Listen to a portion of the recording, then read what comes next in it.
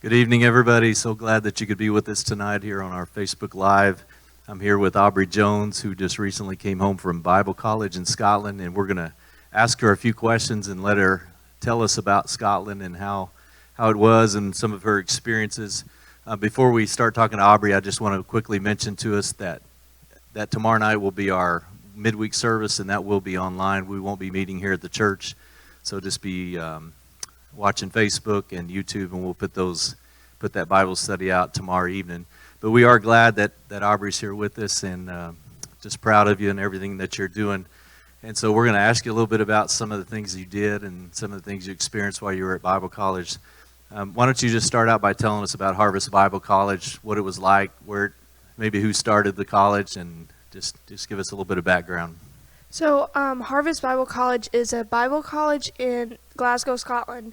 So it's quite a ways away, but it's a UK design college for just young adults. It's a little bit of a different design than, of course, like a US 4-year college. It's 1 year, 1 year or 2 year programs.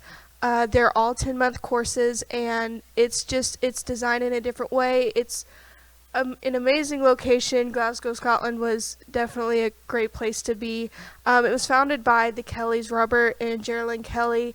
They're missionaries to Scotland. It was founded at least 20 years ago, and it's just been growing ever since. But it's a small style college. My class was 14 students, but that was one of the biggest classes they've ever had, which seems crazy, but in all honesty, it's probably the best situation ever because you get such a close relationship with students and other students and faculty, staff. The professors are one-on-one basis, and you just become a big family. So that's where my Bible college is. Yeah, I suppose that small group setting that's beneficial to be a part of that. So. And by the way, if anybody, those of you that may be watching here on Facebook, if you have a question for Aubrey and you want to put that down in the comments, you can do that, and we'll do our best to answer those questions. Okay, Aubrey, so for those who don't know the story, why don't you just give us a brief synopsis about how that you ended up at college in Scotland as opposed to here locally? All right, so I was going to the University of Tulsa. I graduated high school last year, fresh out of high school, and I had this dream to go to a big university, so I was set to go to TU. I had everything planned out. I had my roommate, everything, and I was leaving in 3 weeks, and I went to North American Youth Congress, and I was in a service, and God spoke to me and just changed my direction.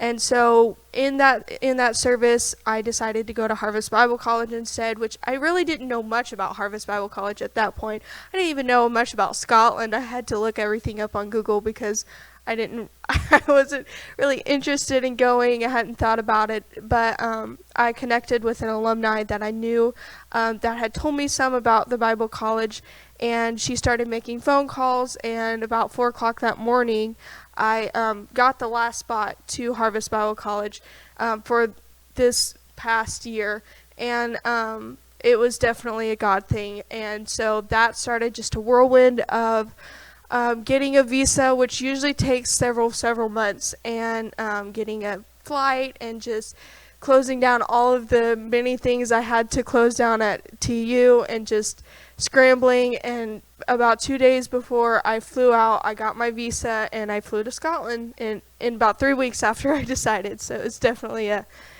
experience. Yeah, I think I remember, I don't know if it was the same morning that you figured out at 4 o'clock in the morning. I think you called us the next morning, or I don't know if it's the same morning, but I know you called us pretty early because we were still asleep when you called us and shared that. No, but that was exciting and definitely a God thing that made that happen. So you said they have a 1 year or 2 year program, and so how long were you there? How long have you been? So I was supposed to be there for 10 months. They're 10-month courses. It's like a a more intense course. So it's relatively about 2 to 3 years of like if you were to go to a 4-year Bible college, it's about 2 to 3 years of information and experience in a 10-month course. So both years are 10-month courses, but you can go 1 year and get a certificate rather than you don't have to go to both years. Yeah. I see. Okay. So I suppose with that kind of a schedule or with that kind of studies, your days were a little bit busy.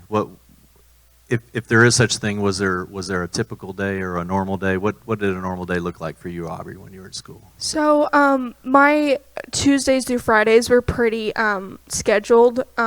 Mondays were our break day, which is great about Scotland. For some reason, they love Mondays, so they give most businesses breaks. And but Tuesdays through Fridays were my main classes, main days, and I would get up really early in the morning and pray. I had a class starting from 8 o'clock. We had classes. We would have a core class, our first class, and then every 1 to 2 weeks, a guest teacher would come in, and we would have 2 hours of them afterwards, and a couple more classes, and then we would have lunch. And after lunch, we would have 2-hour-long major classes. And on Tuesdays, our last class slot, we had student-led prayer, and then on Fridays, on our last class slot, we had student-led chapel. So that was our format. That's neat. So tell us about the kind of food you ate in Scotland.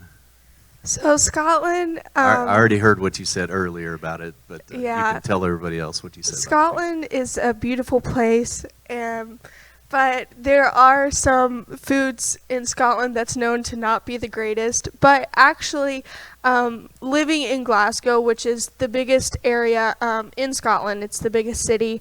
It's not the capital, but it is the biggest city. It was a lot of culture just combined in an area. I could walk any direction and get any food I wanted, but definitely, if we're talking about Scottish food, I love their breakfasts, but other than that, they do have great coffee. There's a coffee shop on every corner, probably 2 coffee shops on every corner, which is great because I love coffee. But food, the breakfasts were really good, yeah. So no fried potatoes, steak and potatoes. The fried potato, yeah. Oh, well, there is a fried Mars bar, and a fried Mars bar is kind of like a Twinkie or a Snickers, and they deep fry it. That's pretty good. That's a Scottish thing. That's pretty good. So maybe you could think about this, but anything funny or exciting or unusual happened to you while you were there? Anything that you can share? Well, I off the top of my head, I do have an instance where it isn't necessarily funny. It wasn't necessarily funny in the moment, but definitely looking back, it is something to laugh on.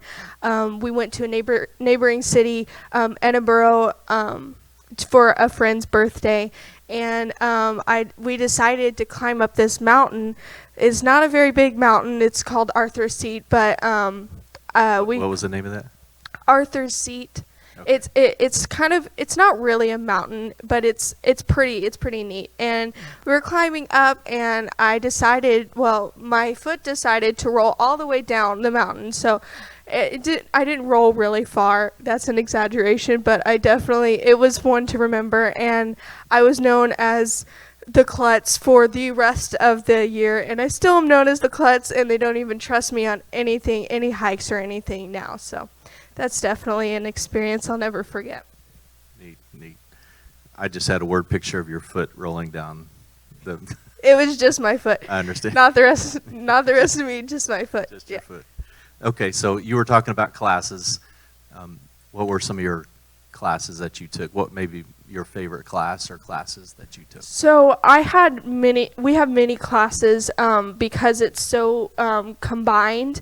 Every 1 to 2 weeks, like I said earlier, we had a new guest teacher come in teaching a new class. So some of the classes we had core biblical doctrine, we had Bible geography. But my favorite classes, I have two favorite classes, and one was in first term, and it was Brother Jason Hefner, who's an Okie. He taught Acts class, and that was one of my favorite classes. I absolutely loved Acts class. We got to go very exegetical style, just delving deep into scripture, and it was really interesting. But my other favorite class is definitely End Time Prophecy with Brother Wyatt, who's a pastor in Paseo District, and it was just so awesome because honestly, End Time Prophecy is it was going into Bible college, and still I'm like dumbfounded by it, and most people are, and so it was just a very interesting class, and he's just an amazing teacher. So Yes, Brother Wyatt is a great man, and he and I are both from Oklahoma City, so well, that's great. So let's change the direction here, and maybe you can talk about something you struggled with. What was a struggle or something that was hard about?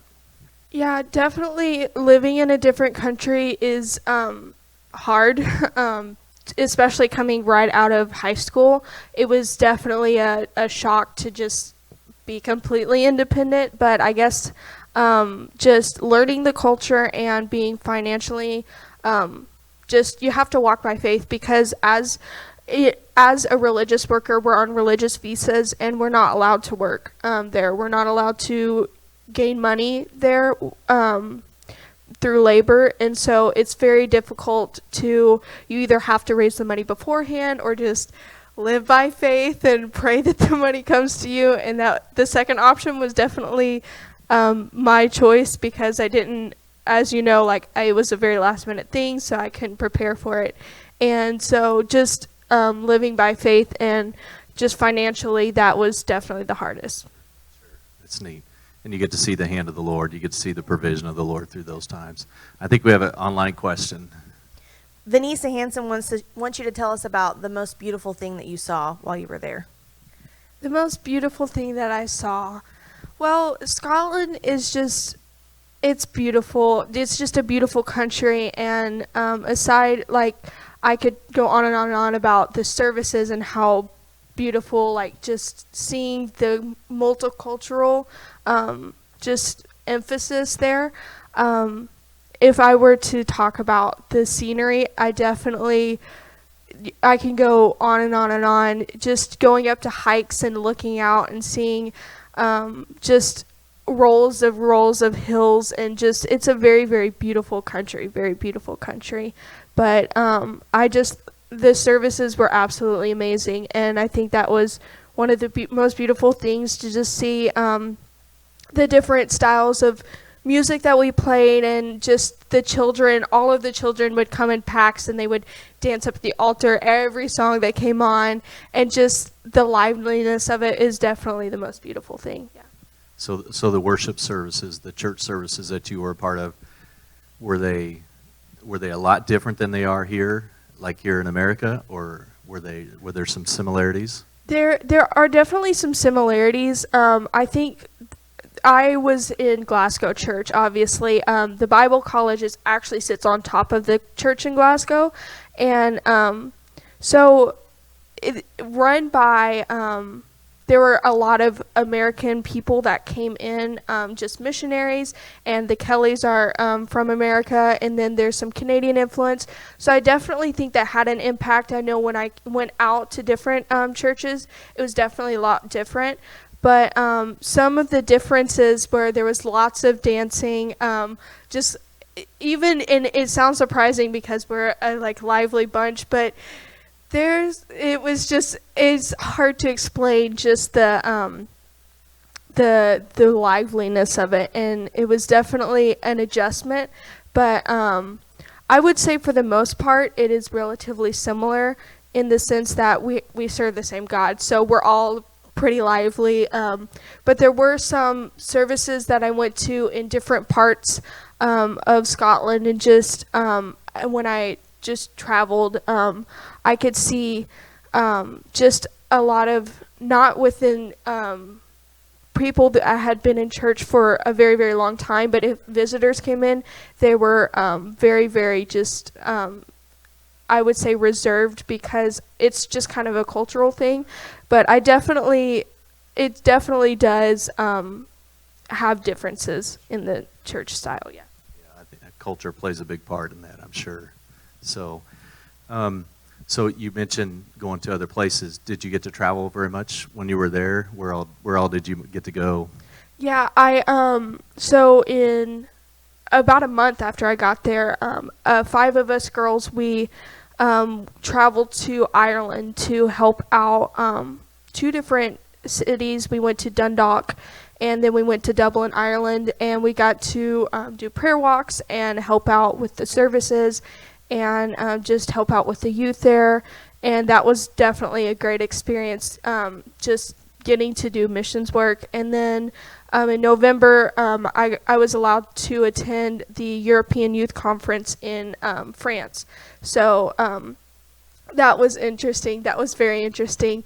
And it was definitely cool to be in a conference where they were just speaking French and they had to have an English interpreter, which is definitely just different for me. But so I went there, and I was... Was that in Paris? That was right outside of Paris, but it was just right out in the outskirts of Paris. But I did get to go into Paris and do some sightseeing. But and then we were planning on going to Sweden for our prayer trip, our European prayer trip, and we were going to go to Stockholm, but obviously with just the situation, we weren't allowed to do that. So, do we have any more questions online yet? We have one more.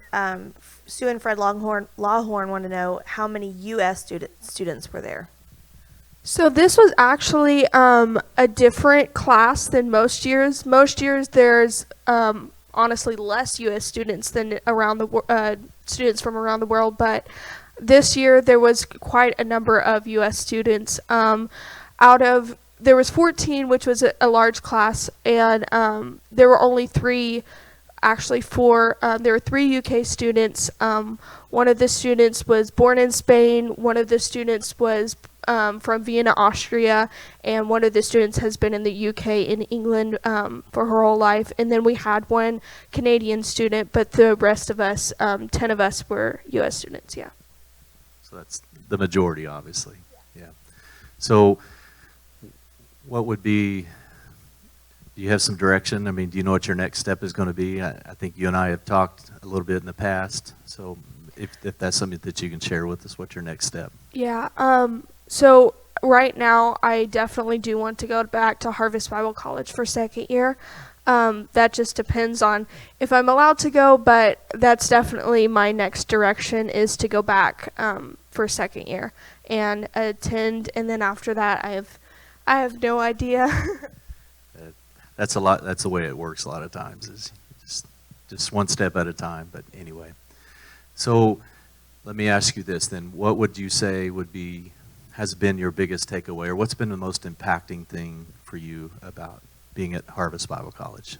I would definitely say that there's so much more that you can learn, no matter what stage you are in your walk with God, and just academically. Just to be honest, there's always something more to learn, and going there, I definitely did not feel like I knew that much, but I didn't realize how little I knew until I got there, and that's just my biggest takeaway, is I don't ever want to stop learning, and I don't want to ever stop not only learning in academics and just about the Bible, but just about different cultures and different people. And we are definitely working with people in ministry, so just learning that there are different personalities and just how to interact with people, that was definitely my biggest takeaway. Yeah. So how would you say that this has impacted you spiritually? I definitely have grown. I feel like I've grown a lot spiritually, and even if I haven't grown a lot spiritually, it has definitely made me more spiritually aware. So going to college, Bible college, a lot of people think that you'll become stronger no matter what. But any person is susceptible to just fall. But the difference is that we're more vulnerable and aware of, like, it's like, I guess I feel more guilty if I fall, whereas before I could have fallen out of ignorance, but now I know what I know, and if I fall, or if I grow, or if I fall, whatever I do, I know what I don't have an excuse anymore. I would say that's what it is. That's great. That's great. Any more online? Nikki Teague wants to know if there's a person that maybe impacted you or influenced you the most from Scotland. It's so hard because the Kellys are amazing, the Hefners are amazing, just all of the staff honestly has impacted me, but I would definitely say Brother Jason has impacted me as a teacher. He just built relationships with us, and but I couldn't even exclude the staff members, just all of them, because we grew so close, and that all of them were definitely a big part of my life, and they definitely influenced me, and showed me how to be a better person, and just became my family. So yeah, just the staff in general. Yeah. That's pretty fair. That's fair. No, that's great. Any more? Go ahead. You could have said Morgan Price because she just asked a question, but sorry you missed out on that one. She wants to know about a chapel service that influenced you. Oh, a chapel service. There were so many that really impacted me. I would say one that stood out to me was 30-30. It was 30 ministers under the age of 30, and it was a UK service, and just series of services where they were trying to they wanted people to come in and just encourage people to get their ministerial license. It's definitely just like blowout services, but I would say the best service was the very last service, and we found out we were being sent home on a Thursday, and Fridays are our chapel service, and so we just dropped everything. Usually we have students speak, but we had Brother Jason speak as our dean and our vice principal, and it was just very impactful, and it actually went along with our first service back in our building. He talked about don't forget your Bethel, and so it definitely impacted me in a way that I'll never forget, because at that time we were all just overwhelmed, and we would just look at each other and cry. But he told us, he said, the different places that you have been in your life, and just the different areas that you have been, and the moments in Bible college where God really worked on you, don't ever forget that. When you're back home, don't ever let that go. And that was definitely my favorite chapel service of all. Yeah. That's wonderful. That's wonderful. Impacting times. Any more questions? Okay, so I'll ask one more question here, or ask you to do one more thing. And if you could just leave a word, if you could say anything to high school seniors or people getting ready to graduate in the next year or two, if you could leave a word for them, what would your advice be to them? I would just say, you never know what you're going to do.